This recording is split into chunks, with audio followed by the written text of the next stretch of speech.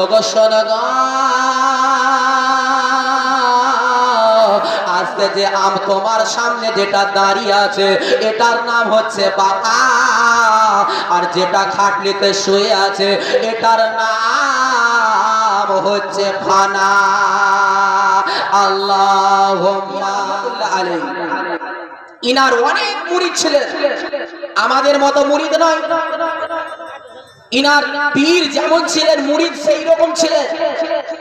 পীর যেমন মুরিদকে ভালোবাসে, মুরিদ পীরকে সেই রকম ভালোবাসে। বাপ বেটাকে যেমন ভালোবাসে, বেটা বাপকে যেমন ভালোবাসে, পীর মুরিদকে ওই রকম ভালোবাসে, মুরিদ পীরকে ওই রকমই ভালোবাসতে হবে। মুরিদ মানে কি? আত্মসমর্পণ করে দেওয়া, নিজেকে বিক্রি করে দেওয়া, পীরের হাতে বিলীন করে দেওয়া, এটার নাম হচ্ছে মুরিদ। মুআজ্জাজ সামাঈন ইকরাম, তো হযরতে আহমদুল মারুফ সাবির পিয়ার কাছে শামসুদ্দিন পিয়ার রহমতুল্লাহ আলাইহি ইনি একদিন হাজির হয়েছে। সামাঈন ইকরাম বাপজেরা ভাইরা, এই শামসুদ্দিন তার রহমতুল্লাহ আলাইহি তিনি বাবা ফরিদউদ্দিন গঞ্জে শাকার রহমতুল্লাহ আলাইহির মুরিদের কাছে আহমদুল মারুফ সাবির পিয়ার কাছে কিনে হাজির হয়ে গেলেন। ইনার দরবারে যাওয়ার পরে শামসুদ্দিন তার জিজ্ঞাসা করছেন, হুজুর, ওগো আমার প্রাণের হুজুর, হুজুর গো,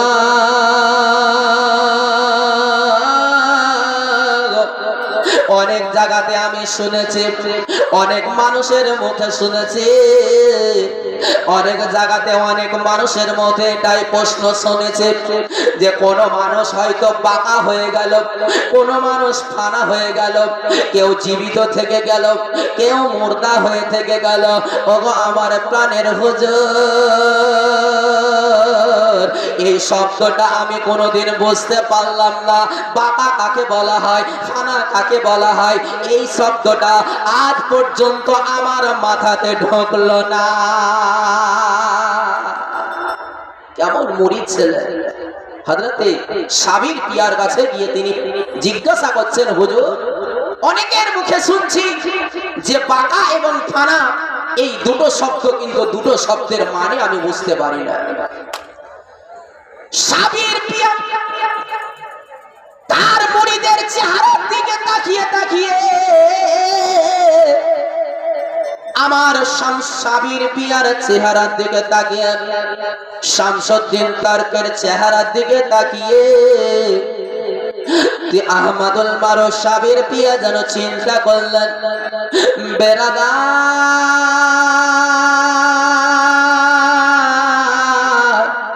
আমার ভোলা ভালা একটা মুরিদ, আমার আনপর একটা মুরিদ, তার ভিতরে কোনো জ্ঞান নাই, তার ভিতরে কোনো ইলম নাই। আজকে যদি তাকে হাদিস খুলে দেখা হয়, যদি তাকে বোঝাতে চাই, হয়তো সে বুঝতে পারবে না। কোরআন খুলে যদি তাকে বোঝাতে চাই, হয়তো সে বুঝতে পারবে না। হয়তো অন্য অন্য কিতাব খুলে যদি তাকে বোঝাতে যায়, হয়তো সে বুঝতে পারবে না। বেরাদার, আমার সাবির পিয়া তিনি মনে মনে ভাবলেন যে প্র্যাকটিক্যালে যদি তাকে না বোঝানো হয়, তাহলে আমার মুরিদ কোনোদিন বুঝতে পারবে না। এখন কোন পীরের কাছে প্রশ্ন করতে গেলে ওকে টাকা দিতে হবে। আগে নাজরানা দাও, তারপরে তুমি প্রশ্ন করো, প্রশ্নের জবাব দাও। বেরাদার সামাঈন ইকরাম, এই জামানার পীর আর এখনকার জামানার পীর, আসমান ও জমিনের মধ্যে পার্থক্য আছে। আমি পীরের বদনাম করি না, কিন্তু বেরাদার সামাঈন ইকরাম, আমাদের সমাজের মধ্যে এমন এমন পীর উঠেছে যারা মানুষকে পথভ্রষ্ট করছে। বেরাদার, এই সমস্ত মানুষের কাছ থেকে আমাদেরকে দূরে থাকতে হবে, আমাদের ঈমানকে বাঁচাতে হবে। হযরতে সাবির পিয়া বললেন, হে আমার প্রাণের মুরিদ শোনো রে,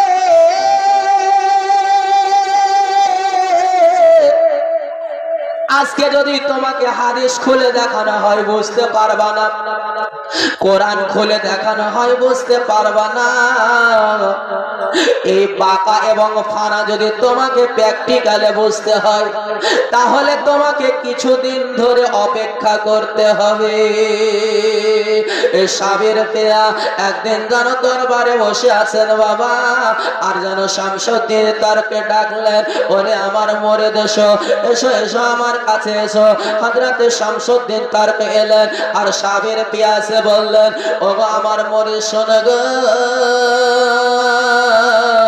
আজকে তোমাকে একটা আমি ওসিয়ত করে, তোমাকে একটা নসিহত করে, তোমাকে একটা আদেশ করে, তোমাকে তোমার কাছে একটা নিবেদন করে আজকে বলে, যেদিন আমি ইন্তেকাল করব, আমার রূহটা যেদিন বাইর হয়ে যাবে, আমার দেহটা দুনিয়াতে পড়ে থাকবে, যেদিন আমার আত্মা চলে যাবে, সেদিন আমাকে গোসলের প্রয়োজন হবে, আমাকে কাফনের প্রয়োজন হবে। ওই কাফন এবং গোসল সেই দিন তুমি ছাড়া আমাকে যেন কেউ দিতে না পারে। তুমি আমাকে একাই গোসল দেবে, তুমি আমাকে একাই কাফন পরাবে। বেরাদার, আজকে যদি কোনো মানুষ ইন্তেকাল করে, যদি কোনো মানুষ পর্দা করে, কোনো মানুষ যদি ইন্তেকাল করে যায়, তাকে গোসল দেওয়ার জন্য একটা মানুষ নয়, দুটো মানুষ নয়, তিনটা মানুষের প্রয়োজন হয়। একটা মানুষ মাথার দিকে পানি ঢালে, একটা মানুষ যেন তার শরীরটা যেন মুছে, আর একটা মানুষ পায়ের দিকে থাকে। এই তিনটা মানুষের প্রয়োজন হয়। কিন্তু সাবির পিয়া বললেন শামসুদ্দিন তারকে, যে তুমি একাই আমাকে গোসল দিবে গো। সেদিন শামসুদ্দিন তার যেন হাত জোর করে বলেছিলেন, হুজুর গো, ওগো আমার প্রাণের হুজুর, ওগো আমার জানের হুজুর, আপনি যেদিন ইন্তেকাল করে যাবেন, আপনাকে আমি একাই কেমন করে গোসল দেব, আমি কেমন করে আপনার শরীরে একাই পানি ঢালবো, আপনাকে যে উল্টাতে হবে, আমি আপনাকে একাই কেমন করে উল্টাবো।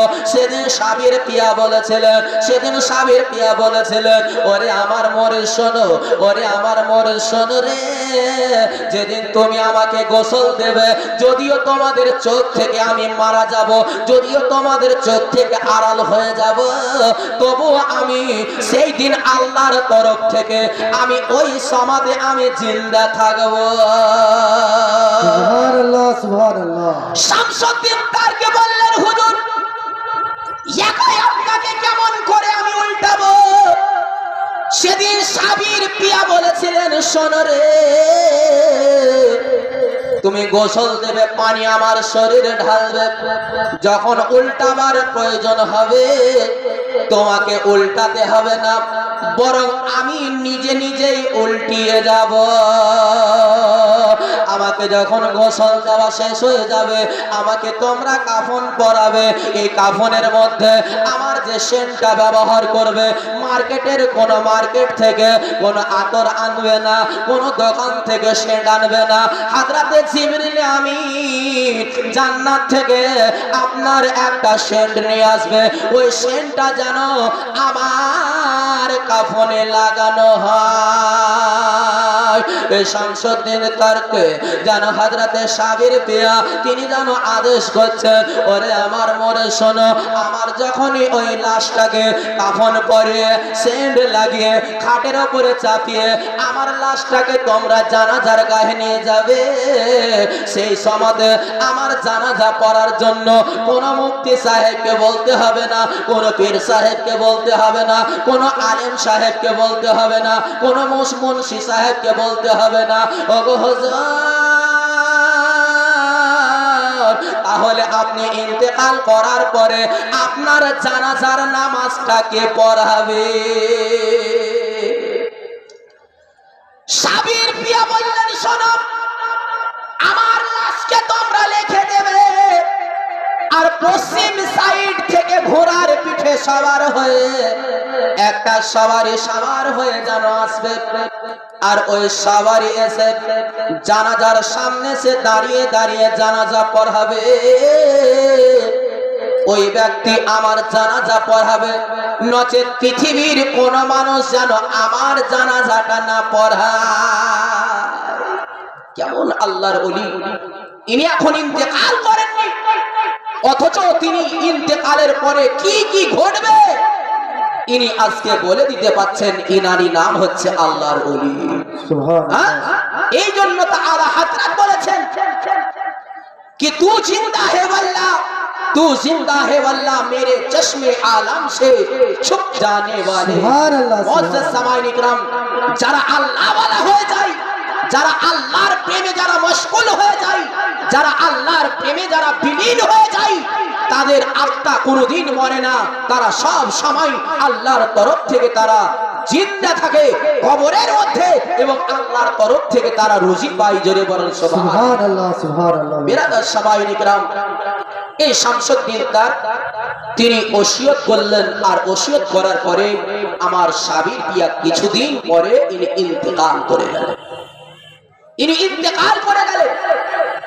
তো সাবির পিয়া অনুমতি দিয়েছিলেন, আপনার ওসিয়ত করেছিলেন যে আমার মরার পরে, ইন্তেকালের পরে তুমি আমাকে গোসল দিবে, আর অন্য কেউ যেন আমাকে গোসল না দেয়। সামাঈন ইকরাম, এই সাবির পিয়াকে যেন একটা খাটে রাখানো হয়েছে। আর যদি আপনার আমার চাচা কিংবা বাবা মারা যায়, আপনার আমার ভাই কিংবা বন্ধু যদি মারা যায়, তাদের শরীর থেকে যেন দুর্গন্ধ বেরিয়ে আসে।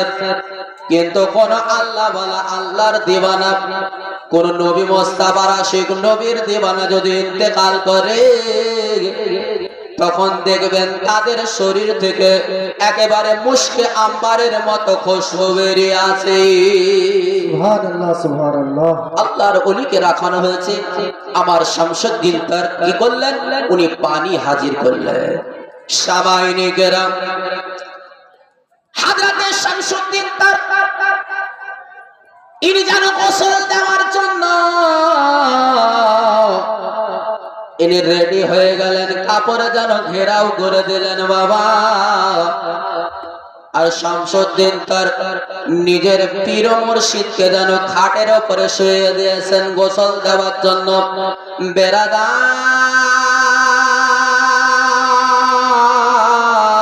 হযরতে শামসুদ্দিন তার রাদিয়াল্লাহু তাআলা আনহু, তিনি যেন দেখছেন যে তিনার উপরে যখন পানি ঢালা হলো, ইনাকে চিৎ করে শুইয়ে দিয়েছেন। একেবারে মুখমণ্ডল খানাকে ধুলেন, সিনাটাকে ধুলেন, পুরো সর্ব শরীরটাকে ধুইত করে দিলেন। বেরাদার, যখনই তিনি ধুইত করে দিলেন, তিনি যখন হাতে তিনি মাসাজ করে দিলেন, হাতে যখন মুছে দিলেন, ইনাকে যখনই উল্টানোর প্রয়োজন হলো, যখন কিনাকে উল্টাতে হবে, আর শামসুদ্দিন তার নিজের পীর মুর্শিদকে উল্টাতে পারবেন না, এমত সময় হযরতে সাবির পিয়া যেন নিজে নিজে যেন উল্টে গেলেন। সুবহানাল্লাহ। সুবহানাল্লাহ। আচ্ছা বলেন, মৃত্যু ব্যক্তি কোনোদিন হারকাত করতে পারে? মরা মানুষ কোনোদিন হিলতে পারে? মানুষের দেহ থেকে আত্মা বেরিয়ে গেলে সে হাত লড়াতে পারে, কথা বলতে পারবে? কিন্তু হযরতে সাবির পিয়া দেখুন ইন্তেকাল করেছেন, আল্লাহর ওলি, অথচ শামসুদ্দিন তারকে বলছেন আমার পীরকে উল্টানোর প্রয়োজন ছিল, কিন্তু আমি যখন উল্টাতে পারলাম না, তিনি অটোমেটিক যেন উল্টে গেলেন, ওবর হয়ে গেলেন, পিঠের দিকটা ধৈর্য করে দিলেন। আর শামসুদ্দিন তার ইনাকে যেন মুছে দিয়ে বাবা, ইনাকে যেন কাফন পরিয়ে দিলেন, আর গায়েবী ভাবে জান্নাত থেকে যেন তিনার শরীরে জান্নাতি খুশবু লাগিয়ে দিল। এদিকে শামসুদ্দিন তার যেন আর অন্যান্য মুরিদরা তার পীরকে কাঁধে ঘাড়ে করে নিয়ে, পীরকে ঘাড়ে করে নিয়ে, সাবির পিয়াকে যেন খাটে শুয়ে ঘাড়ে করে নিয়ে জানাজার ময়দানে নিয়ে গেল। জানাজা যেন রাখা হয়েছে বাবা। আর সাবির পিয়া যে ওসিয়ত করেছিল পশ্চিম দিক থেকে একটা সাওয়ারি আসবে, এই সাওয়ারি আসার পরে আমার জানাজার নামাজটা করাবে, সেই সাওয়ারিটা যেন এলো, আসার পরে যেন সাবির পিয়ার জানাজার নামাজটা পড়ালে, আর নামাজ আমার জানাজা যেমনই পড়িয়ে দিলেন সবাই যেন ব্যস্ত হয়ে গেল, ঘাড়ে করে নিয়ে হযরতে সাবির পিয়াকে দাফন করতে গেল। এদিকে শামসুদ্দিন তার তিনি বলছেন আমার পীর মুর্শিদের জানাজা কোন ব্যক্তি পড়ালো তার পরিচয়টা জানতে পারলাম না, তার চেহারাটা দেখতে পেলাম না, এই জন্য তিনি যেন ঘোড়ার পিঠে ছুটতে লাগলেন। ওগো হুজুর আপনি একটু দাঁড়িয়ে যান গো, একটু দাঁড়িয়ে যান, আপনার পরিচয়টা জানিয়ে দেন, আপনার চেহারাটা একটু দেখিয়ে দেন। বাপদেরা ও মুসলমানেরা এসবের এসব এই যেন শামসুদ্দিন তার যখন ঘোড়ার কাছে হাজির হয়ে গেল, ঘোড়ার লাগামটাকে ধরে আছে, মুখে যেন নিকাব পরানো আছে, আর ওই সওয়ারি যেন মাটির মধ্যে নেমে পড়লেন। আর ওই ঘোড়ার লাগাম ধরে শামসুদ্দিন তারকে জিজ্ঞাসা করলেন, হুজুর গো ওগো আমার প্রাণের হুজুর, আমার যে পীর মুর্শিদকে আমি এত ভালোবাসি, আমি এত ভালোবাসতাম, আমি পীরের জন্য জানকে বিলীন করতে রাজি ছিলাম। হুজুর গো আপনি কোন দেশ থেকে এসেছেন, কোথায় আপনার বাড়ি, কোন আপনি শহর থেকে এসেছেন, আপনি যে আমার পীর মুর্শিদের জানাজা পড়ালেন আপনার পরিচয়টা জানতে পারলাম না, দয়া করে আপনার পরিচয়টা আমাকে জানিয়ে দেন। যেমনই এই কথাটা বললেন বাবা, ওই সওয়ারি যেন তার মুখে একটা নেকাব লাগানো ছিল। শামসুদ্দিন তারকে যেমনই বললেন হুজুর আপনার চেহারাটা একবার দেখান, আর যেমনই এই কথাটা বললাম নেকাবটাকে যেমনই ওঠালে ওই নেকাবের ভেতরে অন্য কোনো মানুষ ছিল না, বরং ওই সওয়ারির মধ্যে ওই নেকাবের ভিতরে শামসুদ্দিন তারকের পীর মুর্শিদ ছিলেন, যার নাম হচ্ছে সাবির। যে পীর ইন্তেকাল করেছে ওই পীর আজকে নিজের জানাজা পড়িয়ে শামসুদ্দিন তারকের সামনে দাঁড়িয়ে আছে। হযরতে শামসুদ্দিন তারক হাত দুটোকে ধরে বলছেন হুজুর এটাকে আর এটাকে। সেদিন জানো হযরতে সাবির পিয়া বলেছিলেন ওরে আমার মরে শোনো রে, তুমি একদিন আমাকে প্রশ্ন করেছিলে হুজুর পাকা কোনটা ফানা কোনটা, ওরে আমার মরে শোনো রে, সেদিন জানো এই প্রশ্নের জবাবটা তোমাকে আমি দিতে পারিনি, যেহেতু কোরআন হাদিস থেকে যদি তোমাকে বোঝাতাম তোমার বোঝার শক্তি ছিল না, এই জন্য তোমাকে আমি প্র্যাকটিক্যালে বোঝাতে গিয়ে আজকে আমাকে মৃত্যুবরণ করতে হলো। ওগো শোনো গো, আজকে যে তোমার সামনে যেটা দাঁড়িয়ে আছে এটার নাম হচ্ছে বাবা, আর যেটা খাটলিতে শুয়ে আছে এটার নাম হচ্ছে ফানা। আল্লাহুম্মা